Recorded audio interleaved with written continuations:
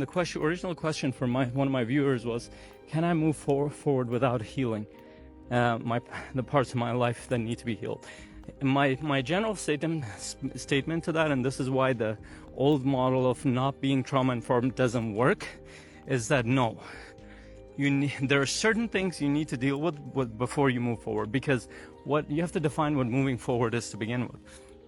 Most people think moving forward is achieving some kind of financial or business success. When you actually look at people who are business oriented, one of the things that gives them motivation is actually their trauma, their lack of ability to notice something in their life. What does that mean? That means that many high achieving people, many ambitious people, you notice one of the reasons that they're driven to be successful because they have a need internally that was not met in their life. Now that's one model of thinking about it. Of course, there are other factors in there too, and they're not even aware of it. But here's the thing. That's a good thing. You would think that, well, their trauma is making them successful financially, and in terms of their career success path. Great, that part is good, and I think that's a good thing to keep. But here's the downside. The downside is because they get so hyper focused on that they don't notice that they've left their children, their family, their well-being behind. And you can boil down a lot of the quote-unquote success of high-achieving, ambitious people who have sacrificed, burned their life to the ground, and sometimes they romanticize that too, is that, well, I sacrificed, my success had to come with a sacrifice. Not anymore. I think that's bullshit. I think you can create success in your life if you're thoughtful about different parts of your life. You don't have to sacrifice your health and your relationships and well-being to do that. In fact, to help people do just that. If you're still operating on the old model of, well, I need to be a billionaire or a millionaire and I have to sacrifice my marriage. Sorry, that was an uphill. I have to sacrifice my marriage. I have to sacrifice my health. I have to sacrifice my sanity to build some financial wealth. First of all, that's pointless. Everybody knows that.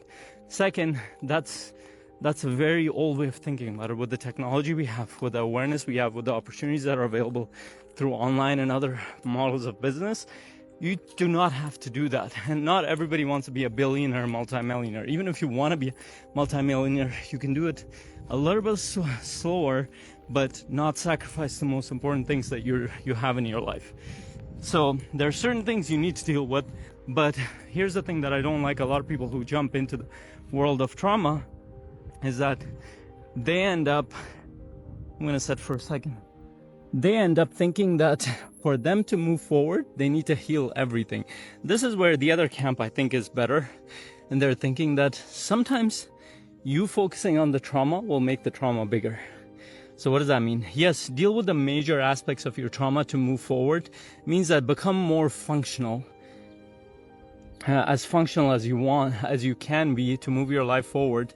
And then the rest of it is a lifelong healing journey. Now, I have the big T trauma. I have a lot of traumas inside of me, generationally, personally, and I'm aware of it, and it affects me. It affects my ability to communicate, my ability to connect. It affects my ability to move forward at times. But I've learned a lot of tools to deal with it. I confront it, I work through it, I process it, I don't suppress it or repress it. I don't think I'm doing that. But learning tools to process trauma is actually a very powerful, empowering thing, because you might have your trauma for the rest of your life. Now, you can't wait around. Life doesn't wait around for you. Your relationships are not going to wait around for you. The economy is not going to wait around for you. You still need to work. You still need to run a business. You still need to be connected to people. So if you're waiting for your trauma to be healed, you're going to wait for the rest of your life. In fact, you might never heal from your trauma. In fact, you might have to leverage your trauma in a positive direction, because there are positive aspects to your trauma.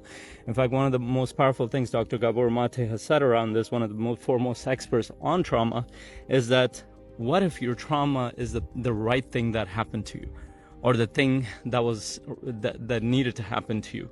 And that's a very powerful question to ponder, because a lot of people are trying to get rid of their trauma. So no, you cannot just move forward, because you will end up going in a direction that will be destructive for your family, for your well-being, and a lot of things. And yes, you can move forward as long as you've dealt with the major things and you become aware, you develop some tools to process it on an ongoing basis. And yes, continue to get support for even your small T trauma. I always do. I'm always on a growth journey. But it doesn't mean that you need to wait around before you move forward. But you might not know how to deal with your trauma. It might be constantly showing up in one form or another. One day it will show up in your personal life. Another day it will show up in your business. Another day it will show up in the way that you think. And you keep running into these problems. Like, well, I can't seem to move forward in my business. I can't seem to connect with the people around me. I don't know why I can't just build relationships. I don't know why I can't meet the right person. I don't know why I can't sustain relationships. I don't know why I can't sustain my business. Well, guess what? There's something that is a blind spot, and more than likely that's connected to an aspect of you that you have not explored. So if that's important to you and you have not explored it, like I said, I'm a trauma-informed coach, but I'm also a certified high-performance coach. My goal is to move you closer to your potential. I'll work through with you with a lot of tools, and I have team members that are actually trauma coaches that will help you. But please don't work with coaches who are not informed about the current research and practices, and they have to get trained on that to be a trauma-informed coach. And also don't work with trauma-informed coaches who think that you're so fragile that they can't help you. And a lot of times when I go into areas with my clients where a lot of other coaches and therapists have not explored, I'll go through one session, they'll feel like they just went through 2 years of therapy. And that's their words, not my words. Or they will work with my team for 3 to 6 weeks, and they will think that, holy shit, I wish I had found this a decade ago. A lot of the older models of therapy are not working, and there are better models. Find it. A lot of older models of coaching are not working as effectively. So connect with the right coach. Like I said, I have the right team. If you're an entrepreneur, if you're an investor, you're looking to move forward and you feel stuck in some areas, let's talk. Just type #support and I'll be happy to reach out to you. And at the least, I can give you some resources and connections for you to move forward.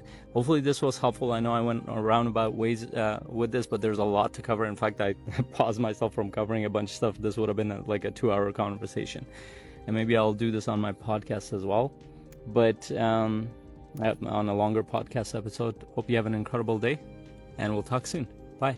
And also, I'd love to hear from you. What are your thoughts? How have you worked through your trauma? Are you even aware of it? Or you think that this is complete bullshit? I'm open to any perspective, because this will help everybody.